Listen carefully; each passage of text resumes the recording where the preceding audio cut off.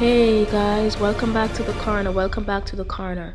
So, I'm about to ask you guys this question. How many of us actually experience the Tetris effect on a daily basis? The Tetris effect, yes, like the game. You know, the Tetris effect, this occurs when people devote so much time and attention to any activity that it begins to basically pattern their thoughts, their mental images, and their dreams. So in real life, the Tetris effect is a form of habit. We devote so much attention to negative forces in our lives that everywhere we go, that's the only thing we see, something negative. And that's why I'm here to tell you, try to focus your energy and your attention on positive things. Try to see the sun as bright and beautiful and giving us this beautiful view instead of it being hot and sunny and it's a miserable day.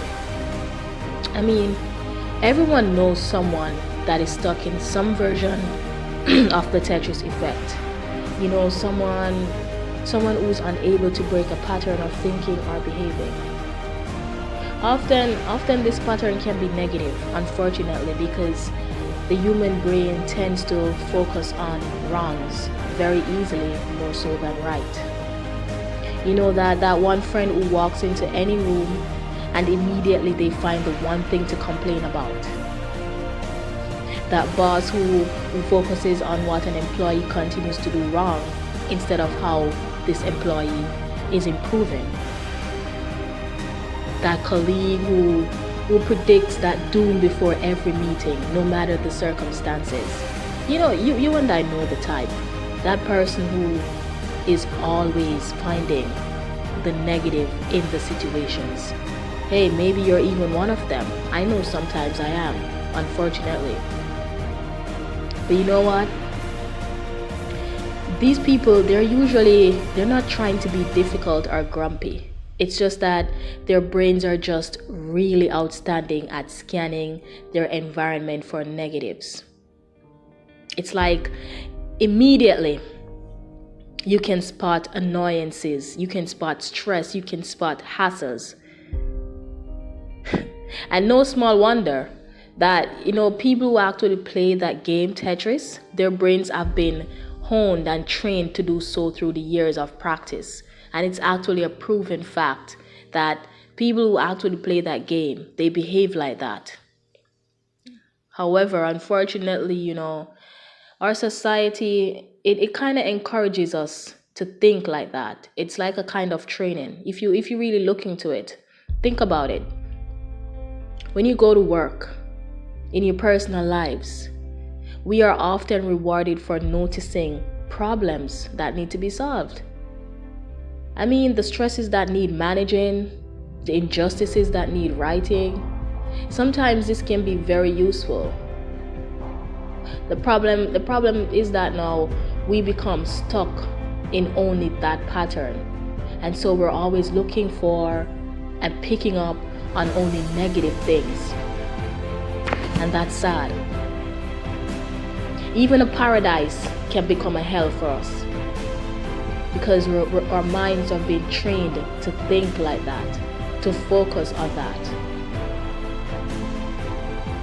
The better we get at scanning negative things in our life, it's the more we miss out on the positive.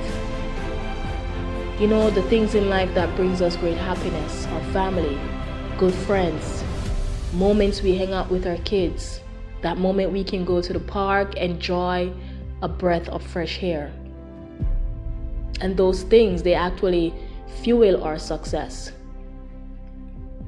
The good thing is this: just as how you can train your brain to think negative, we can also train our brains to scan for the positive things in life, for the possibilities dormant in every situation.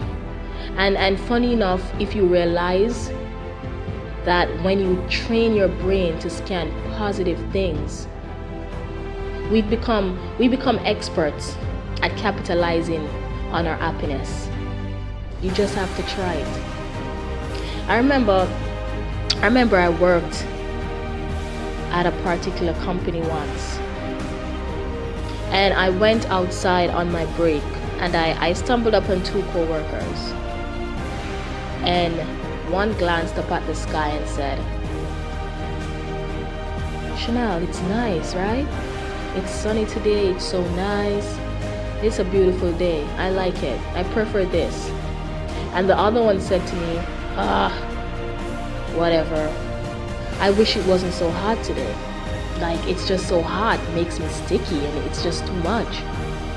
Now, in all honesty, both statements were based on reality. It was sunny and it was hot.